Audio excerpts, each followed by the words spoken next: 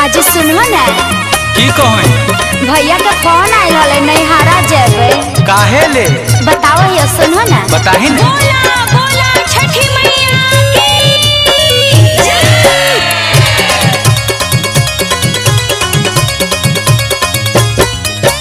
मोरना है भतीजावा के आयल खबरवा आहो पिया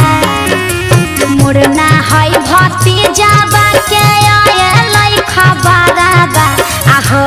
पिया छठ करे जबै नई हरवा आहो पिया छठ करे जबै नई हरवा भैया से गछवाइले सरिया भौजी से हरावा अहे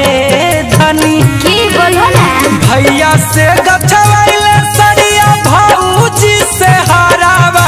अहे धनी तब जइहा छठ में नहीं हरावा अहे धनी तब जइहा छठ में नहीं हरावा। अच्छा बहाना नहीं चलतो बोला बोला सूरज देव की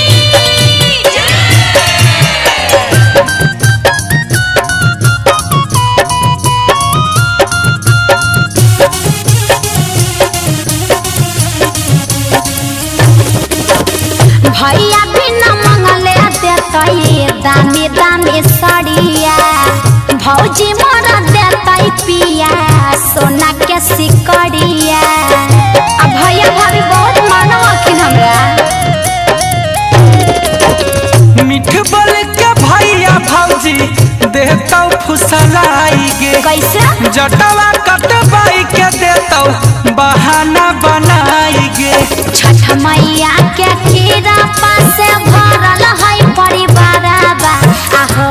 पिया छठ करे जबै नई हरवा आहो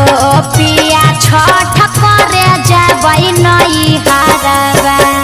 बुझला हो पिछलो बेर तू रोक लेले हलो ए बेर तुम जेबे करबे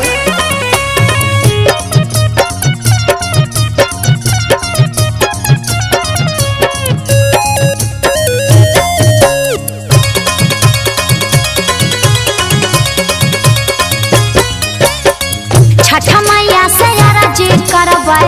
देथिन आशीष हो जिया भक्ति जब हमार लाखों बरिस हो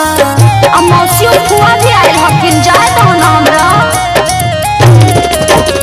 बड़ी सुंदर हौरानी